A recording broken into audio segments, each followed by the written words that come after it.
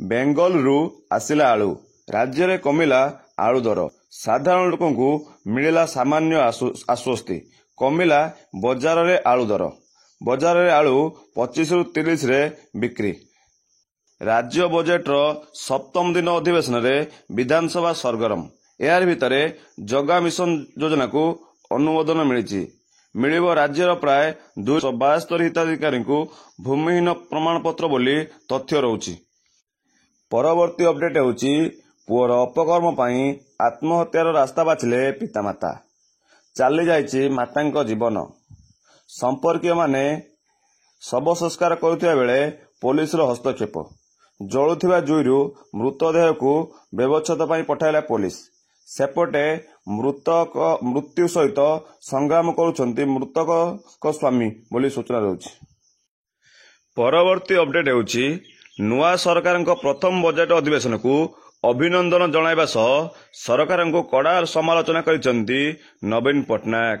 ଏଥିସହିତ ସେ କହିଛନ୍ତି ନୂଆ ସରକାର ନୂଆ ଯୋଜନା କରିବା ପରିବର୍ତ୍ତେ ପୂର୍ବ ବିଜେଡି ସରକାରର 80% ଯୋଜନା ପାଇଁ ଅର୍ଥ ବ୍ୟୟବରାଦ କରିବା ସହିତ ନାଁରେ କରୁଛନ୍ତି ପରିବର୍ତ୍ତନ। ଏହିଭଳି ମନ୍ତବ୍ୟ ରଖିଛନ୍ତି ନବୀନ ପଟ୍ଟନାୟକ। ନବୀନ ପଟ୍ଟନାୟକଙ୍କର ଏହି ମନ୍ତବ୍ୟ ପରେ ଗଣମାଧ୍ୟମରେ ଚର୍ଚ୍ଚା ଜୋର ଧରିଛି। ପରବର୍ତ୍ତୀ ଅପଡେଟ୍ ହେଉଛି ସରକାର ନୂଆ ଯୋଜନା ଭେଟି ଦେବାକୁ ଯାଉଛନ୍ତି। ଏହି ଯୋଜନାର ନାମ ରଖିଛନ୍ତି ସରକାର ମେଧାସିଂ ହାତ ଖର୍ଚ୍ଚ ଯୋଜନା। ଏହି ଯୋଜନା ଅଧୀନରେ ଆଦିବାସୀ ପିଲାମାନଙ୍କୁ ପ୍ରୋତ୍ସାହନ ରାଶି ମିଳିବ। ଚଳିତ ବଜେଟ୍ରେ ମୋହନ ସରକାର ଏନେଇ ଘୋଷଣା କରିଛନ୍ତି। ଏହି ଯୋଜନା ଅଧୀନରେ ନବମ ଏବଂ ଏକାଦଶରେ ପଢୁଥିବା ଆଦିବାସୀ ଛାତ୍ରଛାତ୍ରୀମାନଙ୍କୁ 5,000 ଟଙ୍କା ମିଳିବା ନେଇ ସୂଚନା ରହୁଛି। ଏନେଇ ସୂଚନା ଦେଇଛନ୍ତି ଶିକ୍ଷାମନ୍ତ୍ରୀ ନିତ୍ୟାନନ୍ଦ ଗଣ୍ଡ। ଏଥିସହିତ ଏହି ଯୋଜନା ପାଇଁ ବ୍ୟୟବରାଦ ହୋଇଛି 35,536 କୋଟି ବୋଲି ତଥ୍ୟ ରହୁଛି। ମୁଖ୍ୟମନ୍ତ୍ରୀ ମୋହନ ମାଝୀଙ୍କୁ ଖୋଲାଖୋଲି ହତ୍ୟା ଧମକ ଦେବା ପଡ଼ିଲା ମହଙ୍ଗା। ଗିରଫ ହେଲେ ସମ୍ପୃକ୍ତ ଯୁବକ। ଗିରଫ ପରେ ତଦନ୍ତ ଜାରି ରଖିଛି ପୋଲିସ ବୋଲି ତଥ୍ୟ ରହୁଛି। ପରବର୍ତ୍ତୀ ଅପଡେଟ୍ ହେଉଛି ଅଗଷ୍ଟ 1ରୁ ବଡ଼ ଧରଣର ପରିବର୍ତ୍ତନ ହେବାକୁ ଯାଉଛି। ଏଥିସହିତ ଆପଣମାନଙ୍କ ଖର୍ଚ୍ଚ ଉପରେ ଏହାର ପ୍ରଭାବ ମଧ୍ୟ ପଡ଼ିପାରେ ଏବଂ ଟଙ୍କା ସମ୍ବନ୍ଧୀୟ କିଛି ପରିବର୍ତ୍ତନ ହେବାକୁ ମଧ୍ୟ ଯାଉଛି। HDFC କ୍ରେଡିଟ୍ କାର୍ଡ ଠାରୁ ଆରମ୍ଭ କରି LPG ଗ୍ୟାସ୍ ପର୍ଯ୍ୟନ୍ତ ବଡ଼ ପରିବର୍ତ୍ତନ ନେଇ ତଥ୍ୟ ରହୁଛି। ପରବର୍ତ୍ତୀ ଖବର ହେଉଛି ଗତ ରବିବାର ହୀରାକୁଦର 20ଟି ଗେଟ୍ ଖୋଲିଥିବା ବେଳେ ଫୁଲିବାରେ ଲାଗିଛି ମହାନଦୀ ଜଳ। ଏହା ସହିତ ହୀରାକୁଦ ଡ୍ୟାମ୍ର 3 ଲକ୍ଷ କ୍ୟୁସେକ୍ ଜଳ ପ୍ରବାହିତ ହେଉଥିବା ବେଳେ ରାଜ୍ୟରେ ବନ୍ୟା ପରିସ୍ଥିତି ସୃଷ୍ଟି ହେବ ନାହିଁ ବୋଲି SRC ପକ୍ଷରୁ କୁହାଯାଇଛି। ଏଥିସହିତ ତଳିଆ ଅଞ୍ଚଳରେ ଥିବା 7ଟି ଜିଲ୍ଲାର ଜିଲ୍ଲାପାଳଙ୍କୁ ସ୍ଥିତି ଉପରେ ନଜର ରଖିବାକୁ SRC ପକ୍ଷରୁ କୁହାଯାଇଛି ବୋଲି ତଥ୍ୟ ରହୁଛି। ପରବର୍ତ୍ତୀ ଖବର ହେଉଛି ହାଓଡ଼ା ମୁମ୍ବାଇ ମେଲ୍ ଦୁର୍ଘଟଣା। ଦୁର୍ଘଟଣାରେ ଆଖି ବୁଜିଲେ 2 ଓଡ଼ିଆ ଯୁବକ। 2 ମୃତକ ହେଉଛନ୍ତି ଅଜିତ ସାମଲ ଏବଂ ଟି ବିକାଶ ରାଓ। 2 ମୃତକଙ୍କ ଘର ରାଉରକେଲାରେ ବୋଲି ସୂଚନା ରହୁଛି। ପରବର୍ତ୍ତୀ ଅପଡେଟ୍ ହେଉଛି ମୁଖ୍ୟମନ୍ତ୍ରୀ ମୋହନ ମାଝୀଙ୍କ ଇସ୍ତଫା ଦାବି। ମୁଖ୍ୟମନ୍ତ୍ରୀ ମୋହନ ମାଝୀଙ୍କ ବିରୋଧରେ ପ୍ରିଭିଲେଜ ମୋସନ। ବିଧାନସଭା ବାହାରେ ସରକାରୀ ଘୋଷଣା ପାଇଁ ସିଏମ୍ ବିରୋଧରେ ସ୍ୱାଧିକାର ଭଙ୍ଗ ନୋଟିସ ଆଣିଛି କଂଗ୍ରେସ। ଏଥିସହିତ ବିଜେଡି ମଧ୍ୟ ପ୍ରିଭିଲେଜ ମୋସନକୁ ସମର୍ଥନ କରିଛି ବୋଲି ତଥ୍ୟ ରହୁଛି। ପରବର୍ତ୍ତୀ ଖବର ହେଉଛି ଅସରାଏ ବର୍ଷାରେ ବେହାଲ ରାଜଧାନୀ ଭୁବନେଶ୍ୱର।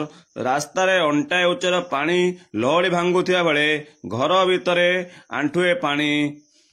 8 ମିଲିମିଟର ବର୍ଷାରେ ଏମିତି ଅବସ୍ଥା ବୋଲି ତଥ୍ୟ ରହୁଛି। ପରବର୍ତ୍ତୀ ଅପଡେଟ୍ ହେଉଛି କେରଳ ୱାଇନୋଡରେ ଭୂସ୍ଖଳନ, ମିଳୁନି 2 ଓଡ଼ିଶା ଡାକ୍ତରଙ୍କ ପତ୍ତା ବୋଲି ସୂଚନା ରହୁଛି। ସେପଟେ ପରିବାର ଲୋକଙ୍କ ଧୈର୍ଯ୍ୟ ଭାଙ୍ଗିଛି। ପରବର୍ତ୍ତୀ ଖବର ହେଉଛି ସରକାରଙ୍କ ନୂଆ ନିୟମ। ଏଣିକି 7.5 ଘଣ୍ଟା କାର୍ଯ୍ୟ କରିବା ବାଧ୍ୟତାମୂଳକ। ଏ ନିୟମ ଜାରି କଲେ ସରକାରୀ କର୍ମଚାରୀଙ୍କ ପାଇଁ। କାର୍ଯ୍ୟରେ ଖିଲାପ କଲେ ନିଆଯିବ କଠୋର କାର୍ଯ୍ୟାନୁଷ୍ଠାନ ବୋଲି କହିଛନ୍ତି ସରକାର। ଏଥିସହିତ ଆଉ ସରକାରୀ ବାବୁମାନଙ୍କର ଦେଖିବାକୁ ମିଳିବ ନାହିଁ ହାକିମଗିରି ବୋଲି ସୂଚନା ରହୁଛି। ଲିଷ୍ଟ ନ ଦେବାରୁ ଫେରିଗଲା ପକ୍କାଘର। ପ୍ରାୟ 6,56,985 ଜଣ ଯୋଗ୍ୟ ହିତାଧିକାରୀ ପିଏମ୍ ଆବାସରୁ ବଞ୍ଚିତ ହେଲେ। ଏପରି କିଛି କହିଛନ୍ତି ପଞ୍ଚାୟତରାଜ ମନ୍ତ୍ରୀ। ମାନସ ଦତ୍ତଙ୍କ ପ୍ରଶ୍ନ ଉତ୍ତରରେ ପଞ୍ଚାୟତରାଜ ମନ୍ତ୍ରୀ କହିଛନ୍ତି 2016 ରୁ 2024 ମଧ୍ୟରେ ବିଜେଡି ସରକାର ଯୋଗ୍ୟ ହିତାଧିକାରୀଙ୍କ ତାଲିକା କେନ୍ଦ୍ରକୁ ଦେଇନାହିଁ, ଯାହାଦ୍ୱାରା ରାଜ୍ୟର ପ୍ରାୟ 6,56,945 ଜଣ ଯୋଗ୍ୟ ହିତାଧିକାରୀ ପକ୍କା ଘର ପାଇବାରୁ ବଞ୍ଚିତ ହେଲେ। ମନ୍ତ୍ରୀ କହିଛନ୍ତି ବର୍ତ୍ତମାନ ସୁଦ୍ଧା 36,57,843 ପକ୍କା ଘର ନିର୍ମାଣ ଶେଷ ହୋଇଥିବା ବେଳେ 5,27,604 ଗୃହ କାର୍ଯ୍ୟ ନିର୍ମାଣ ଜାରି ରହିଛି। ଏବେ ସୁଦ୍ଧା କେନ୍ଦ୍ର ସରକାରଙ୍କ ଦ୍ୱାରା 42,18,364 ପକ୍କା ଘର ଯୋଗାଇ ଦିଆଯାଇଛି। ଏବେ 1,26,719 ପରିବାର ଆବାସ ପାଇଁ ଆବେଦନ କରିଛନ୍ତି ବୋଲି ସୂଚନା ରହୁଛି। ସୁଭଦ୍ରା ଯୋଜନା ନେଇ ବଡ଼ ସୂଚନା ଦେଲେ ଉପମୁଖ୍ୟମନ୍ତ୍ରୀ ପ୍ରଭାତୀ ପରିଡ଼ା। ପ୍ରଭାତୀ ପରିଡ଼ା କହିଛନ୍ତି ଅଗଷ୍ଟ 15ରେ ଏଥିପାଇଁ ମୋଡିଲିଟି ଆସିବ। ମୋଡିଲିଟି ଆସିବା ପରେ ସମସ୍ତଙ୍କ ମତାମତ ନିଆଯିବ। ପରେ ସେପ୍ଟେମ୍ବର 17 ତାରିଖରେ ସୁଭଦ୍ରା ଯୋଜନା ଟଙ୍କା ରିଲିଜ ହେବ। ମହିଳାଙ୍କୁ ମିଳିବ 50,000 ଟଙ୍କାର ଭାଉଚର। ଆସନ୍ତୁ ଜାଣିବା ଏଥିରେ କେଉଁମାନେ ଲାଭବାନ ହୋଇପାରିବେ। ମହିଳା ଜଣକ ଓଡ଼ିଶାର ବାସିନ୍ଦା ହୋଇଥିବା ଆବଶ୍ୟକ। କେବଳ ବିବାହିତ ମହିଳାଙ୍କୁ ମିଳିବ ସୁଭଦ୍ରା ଯୋଜନାର ଲାଭ। ମହିଳା ଜଣକ ଗଭର୍ଣ୍ଣମେଣ୍ଟ ଜବ୍ କରିନଥିବେ, ଅଙ୍ଗନବାଡ଼ି ଜବ୍ କରିଥିଲେ ତାଙ୍କୁ ମିଳିବ ଏହି ଯୋଜନାର ଲାଭ। କେବଳ ପରିବାରର ଜଣେ ଏଥିରୁ ଲାଭବାନ ହୋଇପାରିବେ। ମହିଳାମାନଙ୍କର ବୟସ ସୀମା 23 ରୁ 59 ବର୍ଷ ମଧ୍ୟରେ ହୋଇଥିବ।